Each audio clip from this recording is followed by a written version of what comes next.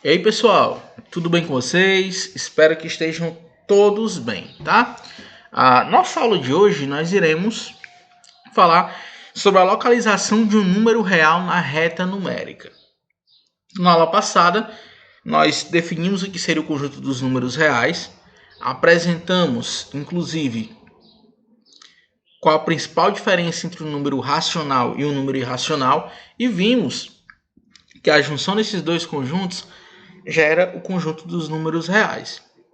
Só que a gente tem que entender o seguinte, que todo número ele ocupa a sua posição em um negócio chamado reta numérica. E o que seria essa reta numérica, né? A reta numérica nada mais é do que uma reta orientada, tá? Entendo que isso aqui é uma reta, tá bom? Então, essa reta geralmente ela cresce nos dois sentidos, ela cresce no sentido positivo e ela cresce no sentido negativo, de modo que você tem espaçados pontos entre essas retas. Tá? Então a gente tem aqui o 1, a gente tem aqui o 2, a gente tem aqui o 3, 0, menos 1, menos 2, menos 3. Então, cada número que existe, cada número real, ele tem a sua posição exata na reta. Dependendo da reta que você esteja representando, pode ser que você tenha somente alguns números e pode ser que tenha também alguns pedaços de números. Por exemplo, eu poderia representar uma reta numérica aqui, ó, da seguinte forma. Começar do zero e representar 0.5, 1, 1.5, 2, 2.5, 3 e por aí vai. O que eu tenho que entender é que entre esse espaço, entre o 0 e o 0.5, existem infinitos números, tá? Infinitos números reais entre esses dois espaços aqui. E o que a gente vai tentar entender na nossa aula de hoje é justamente o quê? Como localizar um número real nessa reta numérica, tá? Então vamos para a aula de hoje.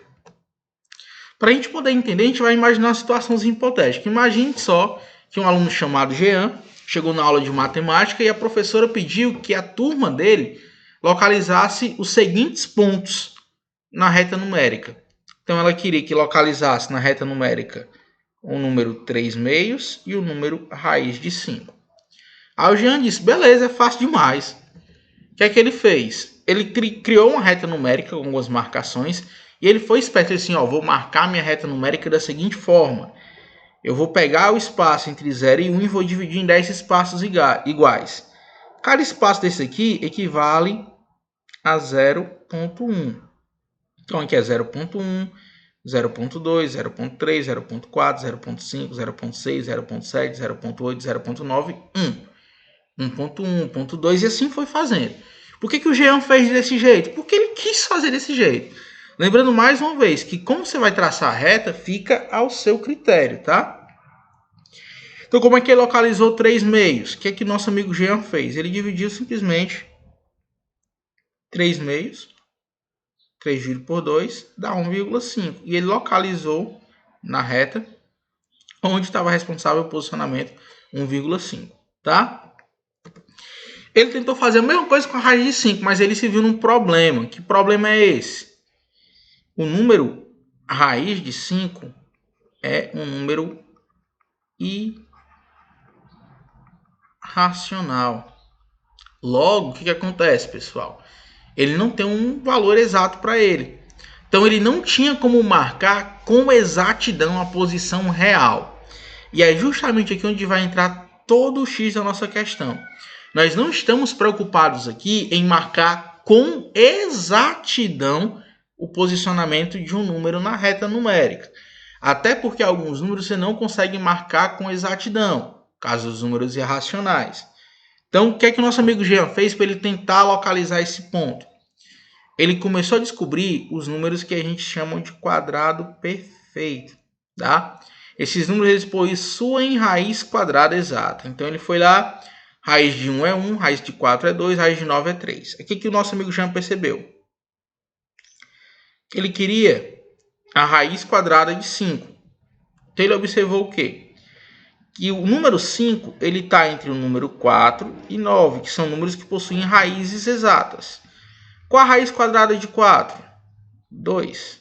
Por quê? Porque 2 ao quadrado é 4. Qual a raiz quadrada de 9? 3, porque 3 ao quadrado é 9. Então o Jean percebeu que o número raiz de 5 está entre 2 e 3.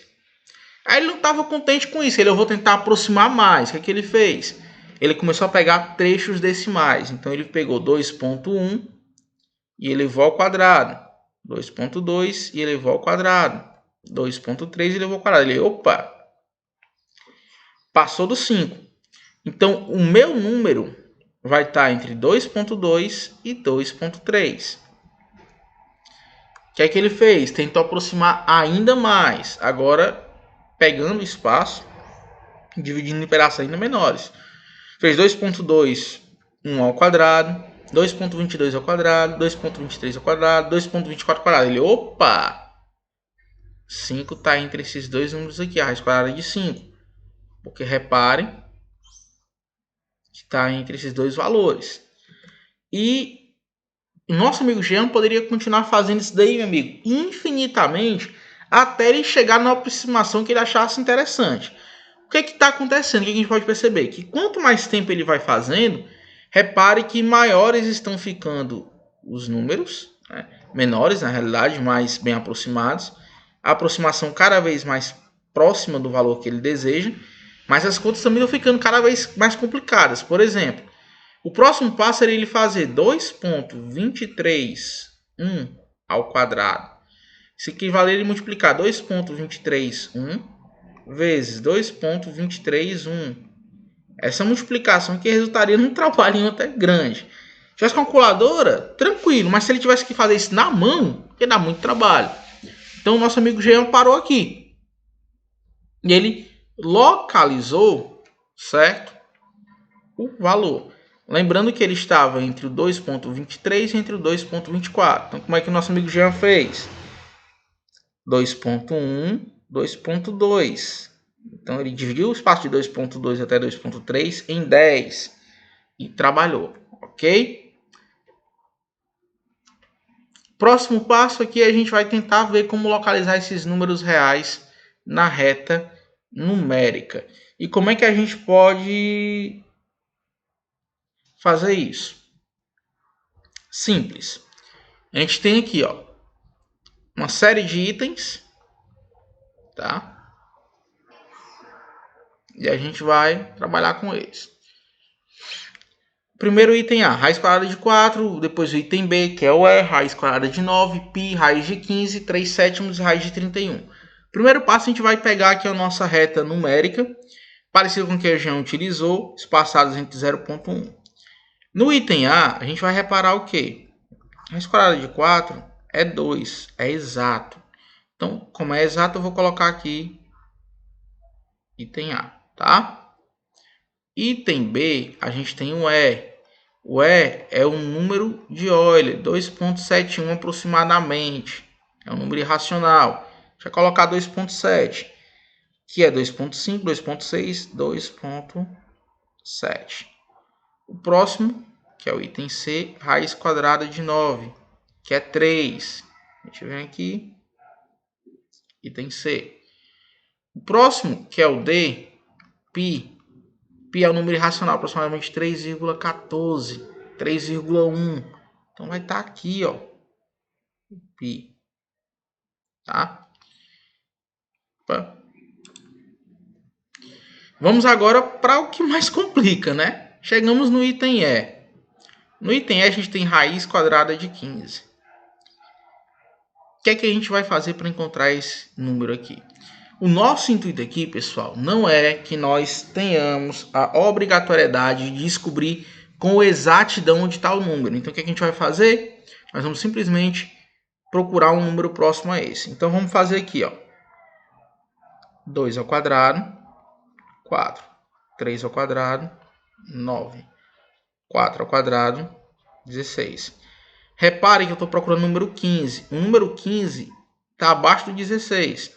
Então, ele vai estar entre o 3 e o 4. A pergunta que você tem que fazer é a seguinte. O 15 está mais próximo de quem? Do 3 ou do 4? 4. Então, eu vou localizar a raiz de 15 num espaço mais próximo do 4, que é o nosso item E. O item F, 3 sobre 7, a gente vai dividir, 0. 30 por 7, 4. 7, 28 sobra 2. 0,42, 0,4, mais ou menos aqui. E por fim, o nosso item G, raiz de 31. A gente pode continuar, né? 5 ao quadrado é 25. 6 ao quadrado, 36. Repare que ele está entre o 5 e o 6. E também, de forma interessante, ele está quase que na metade dos dois valores, né? Então a gente vai colocar o nosso item G aqui. Tranquilo?